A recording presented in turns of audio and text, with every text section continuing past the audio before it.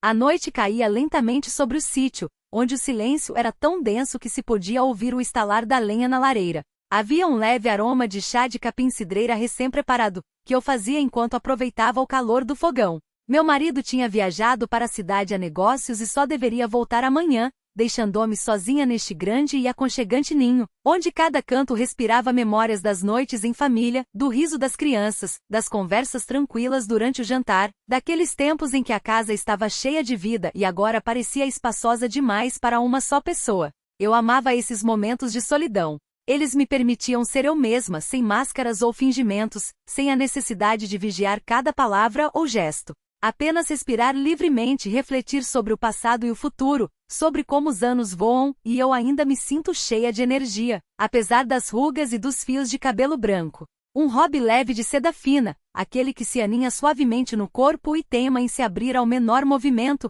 caía sobre mim de forma displicente, e eu não apertava o cinto. Por quê? Para quê? A casa estava vazia. Apenas o eco dos meus passos no piso de madeira e o som do vento no jardim, onde as folhas sussurravam como o outono, lembrando a proximidade do inverno. Servi uma xícara para mim, inalei o vapor misturado com notas de hortelã e camomila e pensei em como é bom, às vezes, ficar a sós com os pensamentos, sem a agitação do dia a dia, sem chamadas ou preocupações.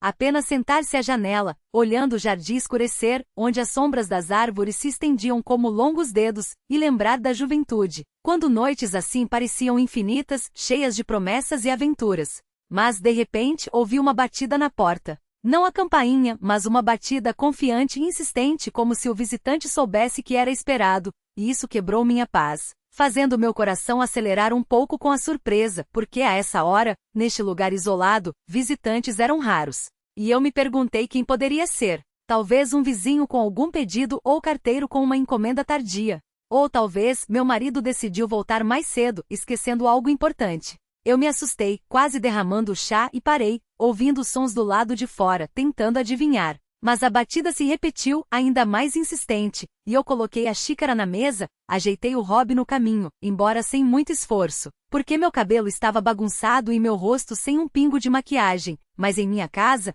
eu não costumava me preocupar com a aparência. Era o meu refúgio, onde eu podia ser quem eu sou, sem juízes ou críticas. Ao me aproximar da porta, eu a abri um pouco, e o ar fresco da noite invadiu a casa, trazendo o cheiro de folhas de outono, terra molhada e algo fresco, como depois da chuva, embora não tivesse chovido.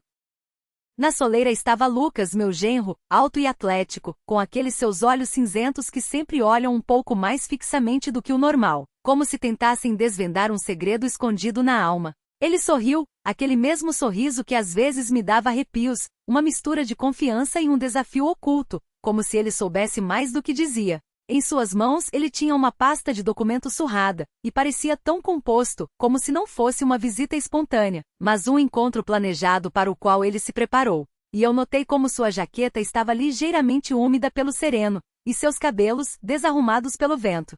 Boa noite. Desculpe pela visita tardia, mas decidi passar para entregar isso, disse ele. Sua voz tinha uma leve rouquidão, como se fosse de uma longa viagem ou de uma ansiedade que ele tentava esconder, mas que vazava em sua entonação, tornando as palavras um pouco mais quentes, um pouco mais íntimas.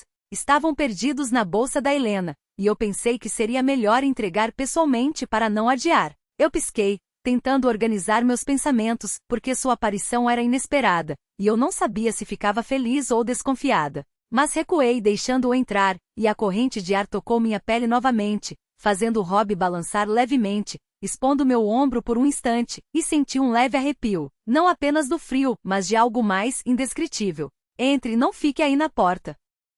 Está frio, eu disse, tentando soar hospitaleira, embora algo estranho se movesse dentro de mim. Não medo, mas um pressentimento, quente e alarmante, como uma chama na lareira que está prestes a se intensificar, iluminando todos os cantos e sombras. E pensei em quanto tempo não nos víamos a sós. Geralmente, sempre com a Helena ou com meu marido. E agora ele estava aqui na minha casa nesta noite silenciosa. Ele entrou no hall sacudindo as gotas de sereno dos ombros, e seguiu para a sala de estar como se fosse a sua casa, não a minha, com uma naturalidade que parecia conhecer cada curva, cada degrau. E lembrei de como ele ajudou com a reforma no verão passado, consertando o telhado e as prateleiras, trabalhando por horas, suando sob o sol. Naquela época sua presença parecia útil, quase familiar, como parte da família. Mas agora, neste silêncio, sem olhos curiosos, tudo parecia diferente e mais agudo, com um subtexto que eu não queria notar, mas que estava denso no ar, como a fumaça da lareira. Eu o convidei a sentar-se perto da lareira, onde o fogo crepitava aconchegante, lançando reflexos dourados nas paredes, e servi-lhe uma xícara de chá, sentindo seu olhar me seguir, não de forma descarada, mas atenta. Atenta demais. Ele notava como o hobby delineava minha figura, como os cachos caíam sobre meus ombros, como eu me movia, e isso me fazia me perceber de uma nova maneira. Ver no espelho não apenas uma mulher de certa idade, mas alguém que ainda podia atrair, despertar interesse. O hobby estava amarrado, mas me peguei ficando mais perto do que deveria, e o ar entre nós parecia carregado, como antes de uma tempestade, quando a eletricidade é sentida em cada respiração. E pensei por que ele veio exatamente agora, sabendo que meu marido não estava, que estávamos sozinhos, e esse pensamento me picou, mas não me assustou. Você sabia que eu estava aqui sozinha, eu disse baixinho, mexendo o chá na minha xícara com uma colher, e o som do metal na porcelana ecoou no silêncio, destacando o vazio da casa. E eu olhei para ele, esperando uma resposta, tentando ler a verdade em seus olhos. Ele não respondeu imediatamente.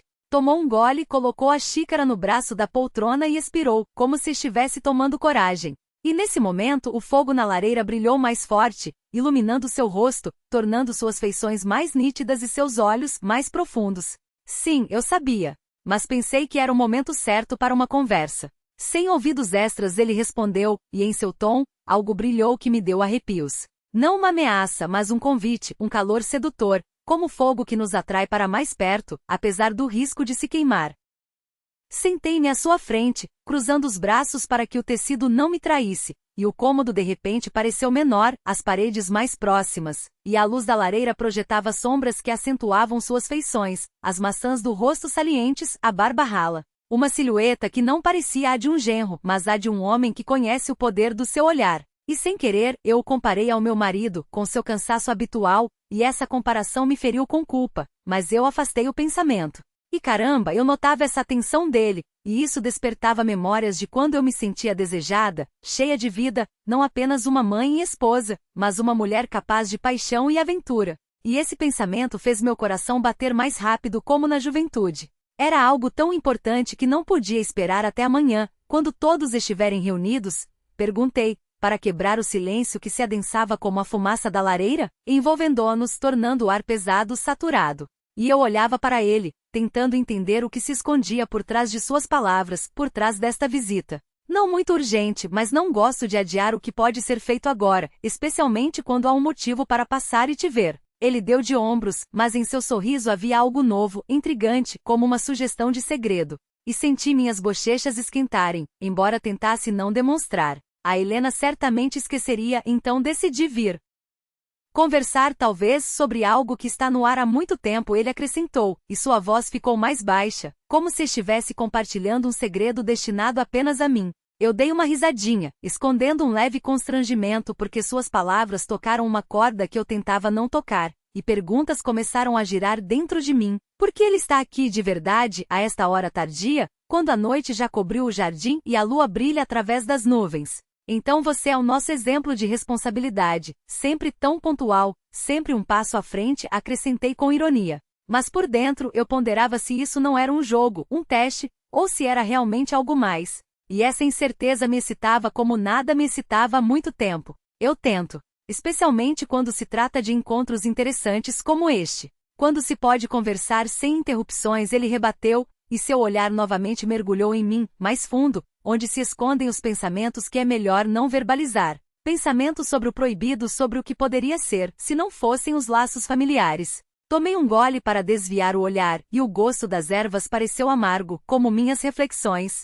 Proibidas, mas tão vivas, agitando meu sangue. E pensei que ele provavelmente notava meu constrangimento, minha reação, e isso tornava a situação ainda mais tensa. O que ele planejou? Por que sua presença me agita tanto? Me faz lembrar de mim como mulher, e não como sogra.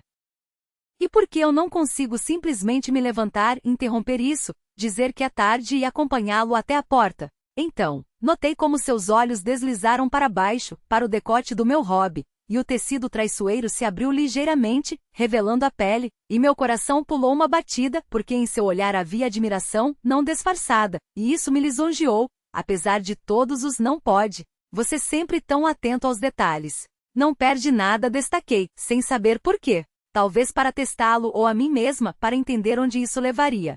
E minha voz saiu um pouco trêmula, mas tentei esconder. Lucas se inclinou para a frente, apoiando-se nos joelhos, e sua camisa esticou, delineando seus ombros, seus músculos, e eu vi aquilo. Não pude deixar de notar, especialmente quando o ar entre nós vibrava como uma corda. Só quando os detalhes valem a pena. Quando são tão fascinantes, ele respondeu baixinho, e eu quase me engasguei com um gole porque aquilo era audácia pura e provocadora, lançada como uma luva. E por dentro tudo girou, uma mistura de irritação e uma estranha excitação, há muito esquecida, como um fogo que ardeu por anos e de repente se inflamou. Lucas, você está passando dos limites.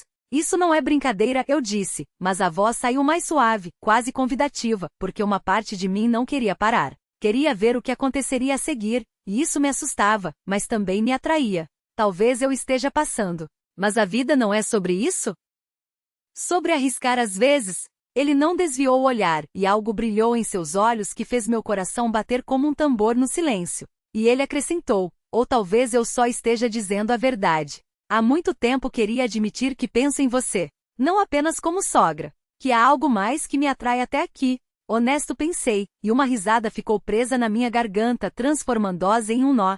Suas palavras me atingiram profundamente, despertando memórias da juventude, da paixão, de como é se sentir desejada. E eu me levantei para servir mais chá, embora a xícara estivesse cheia. Eu precisava de movimento, de espaço para esfriar o calor, para não deixar essa faísca se transformar em uma chama que poderia queimar tudo. Eu senti seu olhar nas minhas costas enquanto eu me ocupava na mesa, e essa sensação queimava como um toque, fazendo minha pele arder, e o Rob escorregou do meu ombro, expondo a pele, e eu não me apressei em ajeitá-lo. Que ele continue, já que começou. Esse pensamento passou com uma leve rebeldia, com um desejo de brincar, de testar os limites. Você é hospitaleira como sempre. Não expulsa um visitante tardio.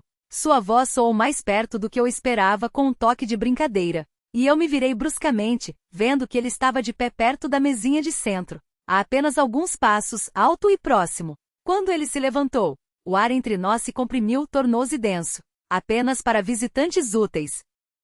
Aqueles que trazem notícias ou ajuda, respondi, tentando adicionar ironia, mas saiu algo diferente, como uma sugestão, um convite que eu não planejei. E essa palavra pairou no ar, aumentando a tensão.